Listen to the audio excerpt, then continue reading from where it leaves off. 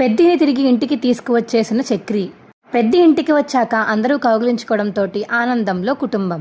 అసలు ఇదంతా ఎలా జరగబోతుందో తెలుసుకోవాలనుకుంటే ఇప్పుడే మా ఛానల్ తప్పకుండా సబ్స్క్రైబ్ చేసుకుని మా వీడియోని ఒక లైక్ చేయండి. పక్కనే ఉన్న గంట సింబల్ మీద క్లిక్ చేసి నోటిఫికేషన్స్ ఆల్లో పెట్టుకోండి. అప్పుడే ఏమేమి చేసే వీడియోలు మీకు రోజు వస్తుంటాయి.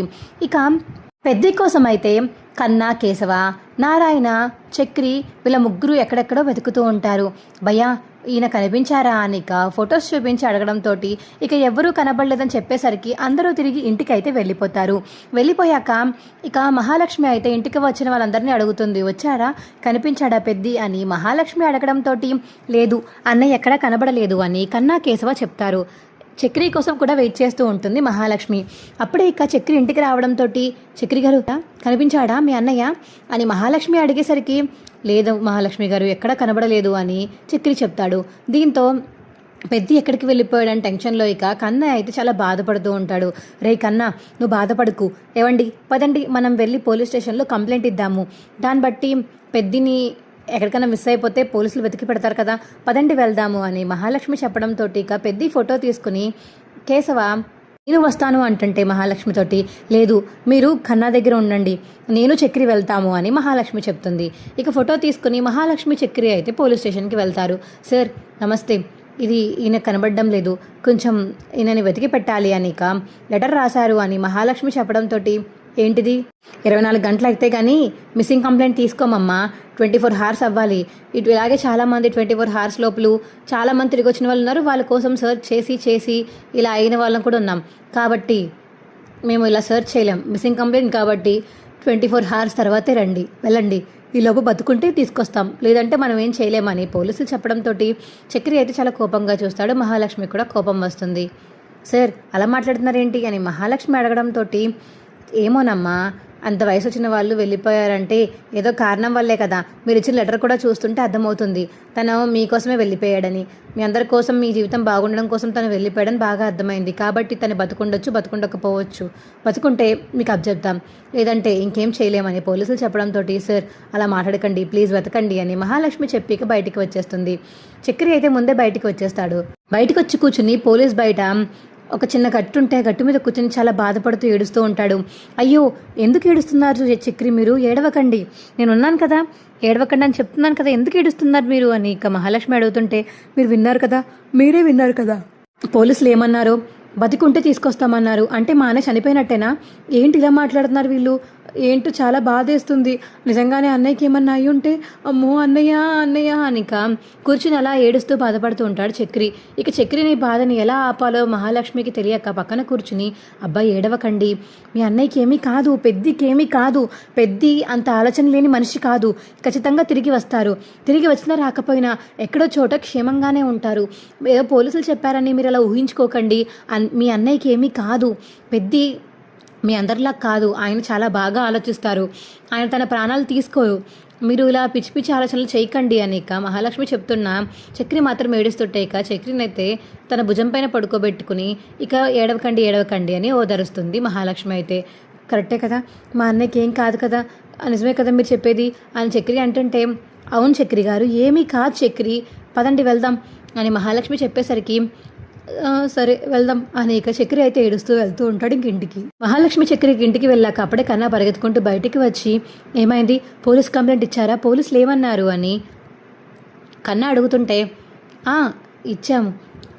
24 గంటలు దాటితే కానీ సెర్చ్ చేయనన్నారు, కాబట్టి మనం వెతికాం కదా, ఈ 24 hours అయిపోయాక ఇలా వెతుకుతానని చెప్పారు అని మహాలక్ష్మి చెప్పడంతో 24 గంటల లోపల అలా కూర్చుని ఉంటామా, లేదు నేను వెళ్తాను వెతుక్కుంటాను అన్నయ్యని అని చెప్పేసి ఇక కేశవ అంటుంటే అలా కాదండి, అంటే 24 hours దాకా వాళ్ళు మిస్సింగ్ కంప్లైంట్ తీసుకోరు, అది పోలీసుల రూల్ ఏదైనా అవనివ్వండి, నాకు మాత్రం రూల్స్ లేవు కదా, మా అన్నయ్య కోసం నేను ఎక్కడైనా వెతుకుతాను అని కేశవ వెళ్ళబోతుంటే రే ఎక్కడైనా వెతుకుతావురా, పొద్దున్నుంచి తెలిసిన చోట్ల తెలియని చోట్ల అన్ని చోట్ల వెతికేశాము, అన్నయ్య ఎక్కడున్నారు ఎలా తెలుస్తుంది చెప్పు, వెతికాం కదా, లేదురా నేను వెతకడం మాత్రం ఆపను చక్రి, నేను వెళ్తున్నాను అని కేశవ అక్కడి నుంచి వెళ్ళిపోతాడు.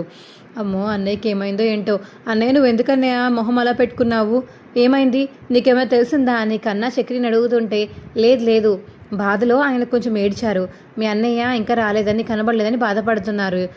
కేశవ చక్రి అందరూ బాధపడుతున్నారు. నువ్వు ధైర్యంగా ఉండరా కన్నా అని మహాలక్ష్మి చెప్పడంతో ఇక అలా మూల కూర్చొని చాలా బాధపడుతూ ఉంటాడు కన్నా అయితే. ఇంకా ఇంట్లో కాసేపు ఉన్నాక చీకటి పడుతుంది. ఎవరు ఏమీ తినలేదని మహాలక్ష్మి అయితే లోపలికి వెళ్ళిక కన్నా కోసం అయితే అన్నం తీసుకొస్తుంది. వద్దుదినా నేను తినను, కొంచెం తినరా, మీ అన్నయ్య ఒకవేళ తిరిగి వస్తే నువ్వు అన్నం తినలేదని తెలిస్తే మీ అన్నయ్య కోప్పడతారు కానీ అన్నయ్య వచ్చాకనే తింటాను వదినా, నాకు అన్నయ్య కావాలి, అసలు ఆకలి వేయట్లేదు, నాకు అన్నయ్య కావాలి వదినా అని కన్నా చెప్పి బాధపడుతుంటే ఇక కన్నా బాధను చూసి మహాలక్ష్మి, చక్రి, బయట ఉన్న నారాయణ ముగ్గురు కూడా బాధపడి ఏడుస్తూ ఉంటారు. రే ఏం కాదురా, పెద్దికేం కాదు, తిరిగి వస్తారు, నువ్వు బాధపడకు సరేనా అని ఇక రాత్రంతా బయట కూర్చొని వెయిట్ చేస్తూనే ఉంటారు. ఇక బయట ఎక్కడ కనబడపోయేసరికి ఇక ఇంట్లో అందరూ మాట్లాడుకుంటారు.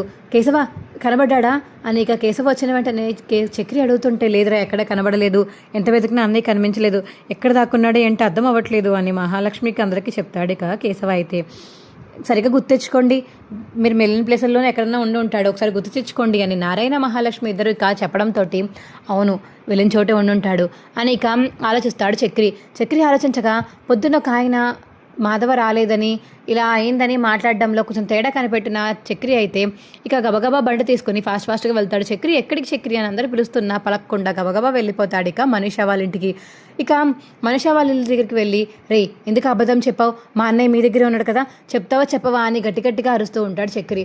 ఇక్కడే ఉన్నాడు, భోజనం చేస్తున్నాడు, నువ్వు గొడవ చేయకు, వాడి బాధలో వాడున్నాడు, వాడు ఎక్కడికో వెళ్ళిపోతానంటే వాడు నాపి ఇక్కడ మా ఇంట్లో ఉంచాను, నువ్వు కంగారు పడి వాడిని కంగారు పెట్టకు, లేదు మా అన్నయ్యని ఇప్పుడే నేను తీసుకువెళ్ళాలి అని ఇంకా అబ్బాయితో మాట్లాడి తలుపు తీస్తాడు చక్రి అయితే.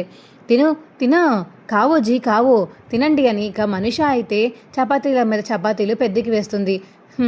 కావో అంటున్నావు, అక్కడ నా తమ్ముళ్ళు మహాలక్ష్మి తిన్నారో లేదో పాపం నా గురించి ఆలోచిస్తున్నట్టున్నారు, నా వల్ల వాళ్ళకి పెళ్ళి అవ్వదని కంగారులో నేను బయటికి వచ్చేసాను, నేను సుఖంగా లేకపోయినా వాళ్ళను సుఖంగా ఉండాలి, నా మూలాన ఎవరు సుఖంగా లేకపోయినా నా వల్ల కాదు అని చెప్పేసి ఇక పెద్ద మనిషితో మాట్లాడుతుంటే ఈ మాటలన్నీ విని బాధతో ఇక లోపలికి వెళ్తాడు చక్రి అయితే. ఏంటన్నయ్య ఏంటి నువ్వు చేసిన పని అని ఇక వెనకాల గంటేస్తాడు పెద్దిని. రే నీకెలా తెలుసా ఇక్కడున్నానని, తెలియదు అనుకుంటున్నావా అన్నయ్య, అందరినీ వదిలేసి ఎలా వెళ్ళిపోదాం అనుకున్నావు, మాకు పెళ్ళిళ్ళు అవ్వకపోయినా అది పక్కన పెట్టు, ఒకవేళ నువ్వు లేకపోతే ఆ పెళ్ళి మాకు అవసరమే లేదన్నయ్య, ఎందుకన్నయ్య ఎలా చేశావు అనిక 2-3 చివాట్లు పెట్టి చక్రి అయితే ఇక పెద్దని హక్ చేసుకుంటాడు. రా అన్నయ్య రా ఇంటికి వెళ్దాం, ఇంకొకసారి ఎప్పుడు ఇలాంటి పిచ్చి పనులు చేయకు అనిక చక్రి అయితే పెద్దని తీసుకుని బండి ఎక్కించుకుని ఇక ఇంటికైతే తీసుకువెళ్ళిపోతాడు. దారిలో ఉన్నప్పుడే ఇక ఫోన్ చేస్తుంది మహాలక్ష్మి. అన్నయ్య దొరికాడు వస్తున్నాము అని చక్రి చెప్పడంతో ఏ కన్నా మీ అన్నయ్య దొరికాడంట, పెద్ద దొరికాడంట అని గట్టిగా అరుస్తుంది మహాలక్ష్మి. ఇక ఇంట్లో అందరూ చాలా హ్యాపీగా ఫీల్ అవుతారు. అప్పుడే ఇక చక్రి అయితే పెద్దని తీసుకురావడంతో అందరూ ఫస్ట్ కోపంగా ఉంటారు, కానీ ఆ తర్వాత అందరూ వచ్చి అన్నయ్య అని హక్ చేసేసుకుంటారు. రే ఏంట్రా ఈ కన్నీళ్ళు, మీరు చిన్నపిల్లలు రా, ఇలా ఏడవకూడదు, లేకండి అసలు ఏడవకండి, నా గురించి ఎందుకు బాధపడుతున్నారు, నేను మీకోసం ఆలోచించి వెళ్ళిపోయాను అని పెద్ద అంటుంటే మా కోసం ఎందుకు ఆలోచించావన్నయ్య, నువ్వు మీకు మీ తమ్ముళ్ళు అనే కదా మా గురించి ఆలోచించావు, మరి మేము కూడా మాకు గానున్న అన్నయ్యని ఆ అన్నయ్యని ఎలా వదులుకుంటాం అనుకుంటున్నావు అన్నయ్య, ఆ జాతకంలో ఏదో లోటుపాట్లు ఉండొచ్చు, ఆ రాసిన వాడు వంకటింకరగా రాసి ఉండొచ్చు, ఎవరికి తెలుసు చెప్పు, నువ్వు అలా ఊరికే ఆ జాతకం మీద పడి ఉండకు, అర్థమవుతుందా, వాళ్ళు 1,00,000 చెప్తారు, ఎవరి పెళ్ళి అలా అవుతుంది, నాది తనది అవ్వలేదా, అలాగే మిగతా వాళ్ళది కూడా అవుతుంది అనిక చక్రి చెప్తుంటే మహాలక్ష్మి మాత్రం ఇంకేం ఆడుకొని సైలెంట్గా నించుని ఉంటుంది. ఫోన్లే పెద్దని కన్విన్స్ చేయడానికి కదా ఈ మాటలేం పర్వాలేదులే అన్నట్టు ఇక తన మనసులో అయితే అనుకుంటుంది మహాలక్ష్మి.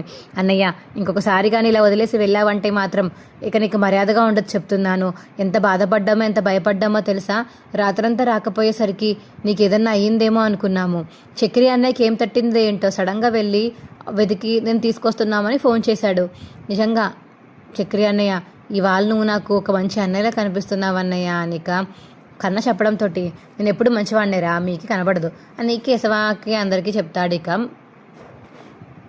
చక్రి అయితే. ఇక చక్రిని చూసి ఇంట్లో వాళ్ళందరూ నవ్వుతారు. పెద్ది ఇంకొకసారి ఎప్పుడైనా చేయకు, అర్థమైందా, పొద్దున్నుంచి ఆడిపోయారు వీళ్ళందరూ, అవునా ఉండండి నేను వెళ్ళి వంట చేస్తాను అనిక వెళ్ళి వంట చేసి తీసుకొస్తాడు పెద్ద అయితే. ఇక అందరూ హ్యాపీగా కూర్చుని భోజనం చేస్తూ మాట్లాడుకుంటూ ఆనందంగా ఉంటారు. నారాయణ కూడా లోపలికి వచ్చి రే పెద్దోడా ఎప్పుడు ఇలాంటి పని చేయకరా, ఇవాళ ఇంట్లో ఎంత నిషాదం ఎంత దారుణంగా ఉందో తెలుసా, సైలెంట్గా ఉంది, అల్లరి చిల్లరి ఏమీ లేదు, ఎవరు ఏమీ అనడం లేదు, అందరూ బాధపడుతున్నారు మార్నింగ్ నుంచి. ఇంకొకసారి అలా చెయ్యికే అని నారాయణ చెప్పడంతో సరే నాన్న ఇంకెప్పుడు అలా చేయను అని చెప్పేసి ఇక పెద్ద చెప్తాడు. మా వీడియో మీకు ఎలా అనిపించిందో కింద కామెంట్ సెక్షన్లో తెలియచేయండి. మా వీడియో కనుక నచ్చితే మా వీడియోని లైక్ చేసి తప్పకుండా మా ఛానల్ సబ్స్క్రైబ్ చేసుకుని పక్కనే ఉన్న గంట సింబల్ మీద క్లిక్ చేసి నోటిఫికేషన్స్ ఆల్లో పెట్టుకోండి. అప్పుడే మేము చేసే వీడియోలు మీకు రోజు వస్తుంటాయి. ఈ వీడియోని మిస్ కాకుండా చివరి వరకు చూసినందుకు చాలా చాలా ధన్యవాదములు. Bye friends.